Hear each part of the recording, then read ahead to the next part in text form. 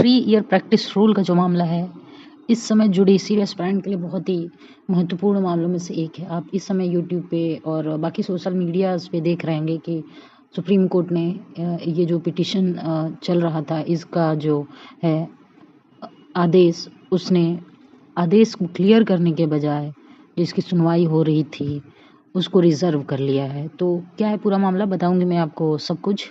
लेकिन वीडियो में आगे बढ़ने से पहले आप सबसे रिक्वेस्ट है कि अगर आप मेरे चैनल पे पहली बार आए हैं और मेरे चैनल को ज़रूर सब्सक्राइब कर लें और अपने जितने भी जुडिशरी के दोस्त हैं उन्हें ज़रूर शेयर करें, क्योंकि मैं आपके लिए हर रोज़ जो है लॉ से रिलेटेड अपडेट्स लाती रहती हूँ, जो कि आपके लिए बेनिफिशियरी साबित हो सकते हैं।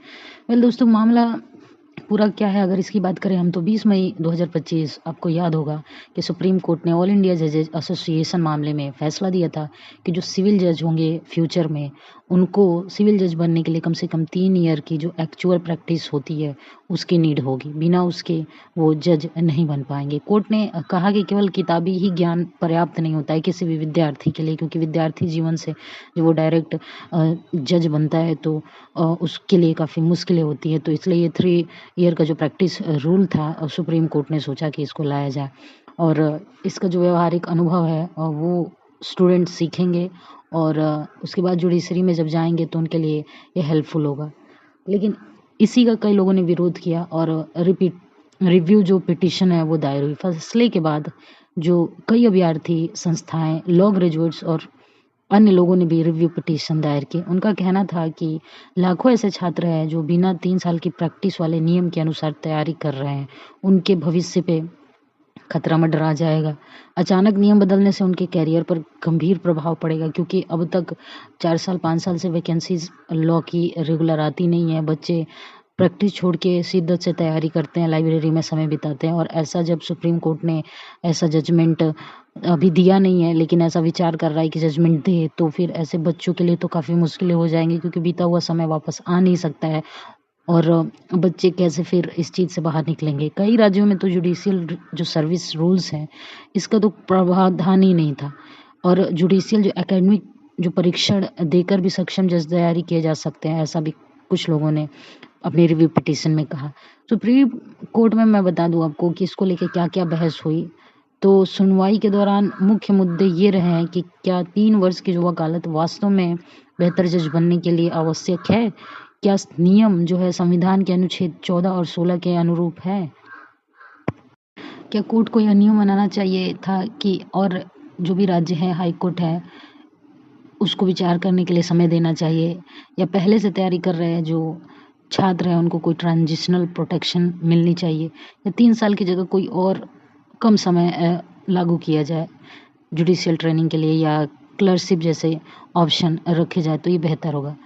अब देखिए, सुप्रीम कोर्ट ने इस फैसलों को रिजर्व क्यों रखा, इसका क्या मतलब होता है उसके बारे में आपको बताती हूँ। तो देखिए, जो रिजर्व जजमेंट का मतलब यह नहीं होता है कि कोर्ट किसी एक पक्ष के लिए सहमत हो गया है। इसका अर्थ केवल यह है कि जो सभी पक्षों की दलीलें सुप्रीम कोर्ट सुना है, दलीलें पूरी हो चुकी हैं। बेंच अब सभी कानूनी जो पहलू हैं, पुराने फैसले हैं और जो संवैधानिक प्रश्न, उन सभी का अध्ययन कर रही है।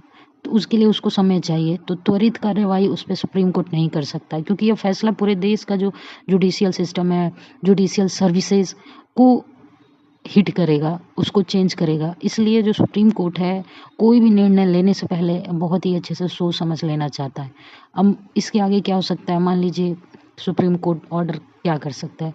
संभावित देखिए विकल्प ये हो सकते हैं कि 3 ईयर जो प्रैक्टिस रूल है उसको या तो बरकरार रखा जाए, या उसमें कुछ संशोधन किए जा सकते हैं, या ट्रांजिशनल रिलीफ कुछ कैटेगरी है उनको दी जाए, या फिर 3 ईयर रूल को हटाकर कोई अलग से वैकल्पिक जो व्यवस्था है उसको लाई जाए, या राज्यों और हाई कोर्ट को अपने अपने नियम बनाने की राइट दे दी जाए। ऐसा हो सकता है। अभी इसमें से किसी भी जो रिजल्ट है उसका पुष्टि तो नहीं हुआ है, लेकिन अंतिम जो निर्णय सुप्रीम कोर्ट के पास जो रिजर्व जजमेंट के बाद ही स्पष्ट होगा। क्या होगा, जो भी जजमेंट आएगा इसका मैं आपको बता दूंगी अपने इस वीडियो में। लेकिन आप सबसे रिक्वेस्ट है कि मेरे चैनल को सब्सक्राइब कर ले और इसके अलावा आपके पास कोई और भी आपका अपना सवाल है तो मुझे कमेंट करके ज़रूर पूछें और आपको क्या लगता है आप सुप्रीम कोर्ट को क्या सुझाव देना चाहेंगे?